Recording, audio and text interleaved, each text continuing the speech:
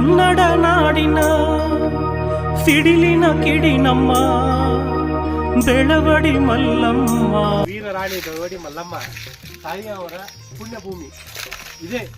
ಅವರು ಐಕ್ಯ ಆದಂಥ ಸ್ಥಳ, ಸಮಾಧಿ ಸ್ಥಳ ಅಂತೇಳಿ ಗ್ರಾಮ ಪಂಚಾಯತಿ ಬೆಳವಡಿ ಅವರು ಇಲ್ಲೇ ಬೋರ್ಡ್ ಹಾಕಿದಾರ. ಆಮೇಲೆ ಇನ್ನೊಂದೇನಪ್ಪ ಅಂದ್ರೆ ಬೆಳವಡಿ ಮಲ್ಲಮ್ಮನ ಸಮಾಧಿ ಸ್ಥಳ, ಮಲ್ಲಮ್ಮನ ಬೆಳವಡಿ ಸಿದ್ಧ ಸಮುದ್ರ ಅಂದ್ರೆ ಬೆಳವಡಿಯಿಂದ ಒಂದು 5-6 ಕಿಲೋಮೀಟರ್ ದೂರದಲ್ಲಿ ಇದೈತಿ. ಇಲ್ಲೇ ಒಂದು ವಿಶಾಲವಾದಂಥ ಕೆರೆ ಐತಿ. ಇಲ್ಲೇ ಸಿದ್ದೇಶ್ವರ ಮಠ ಅಂದ್ರೆ ಇದು ಹುಲಿ ಅಜ್ಜವರ ಒಂದು ಶಾಖೆ ಒಂದು ಮಠ. ಸಿದ್ದೇಶ್ವರ ಅಜ್ಜವರ ಮಠ, ಸಿದ್ದೇಶ್ವರ ಅಜ್ಜವರ ಭಕ್ತರು ಇವರಾಗಿದ್ರು ನಮ್ಮ ಬೆಳವಡಿ ಮಲ್ಲಮ್ಮ ಹಾಗೂ ಅವ್ರ ಗಂಡ ಈಶಪ್ರಭು ಅವರು.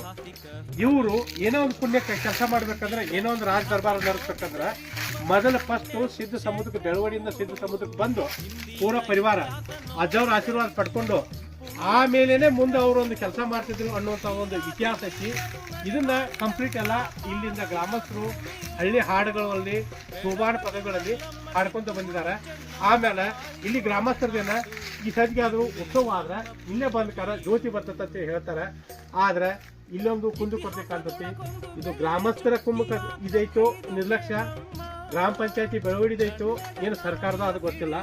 ಇಲ್ಲಿ ಭಾಳ ವ್ಯವಸ್ಥೆಯಲ್ಲಿ ಇದೈತಿ. ದೀಪದ ಒಂದು ಮುಚ್ಚಂತ ಅದು ಡ್ಯಾಮೇಜ್ ಇದೈತಿ. ಇಲ್ಲಿ ಸ್ವಚ್ಛ ಇರೋದಿಲ್ಲ. ನಾವಿಲ್ಲಿ ಉತ್ಸವ ನಾವು ಬರ್ತೇವೆ. ಇನ್ನಿತ ಇಲ್ಲಿ ಗ್ರಾಮಸ್ಥರು ಇದಕ್ಕೆ ಹೆಚ್ಚು ಆದ್ಯತೆ ಕೊಡಬೇಕು.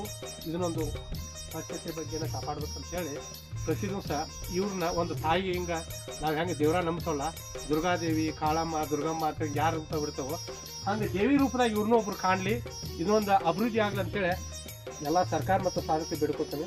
ಜಯ ಮಾತಾಡಿ, ಜಯ ಬೆಳವಡಿ ಮಲ್ಲಮ್ಮ ತಾಯಿ, ಒಂದೇ ಮಾತು.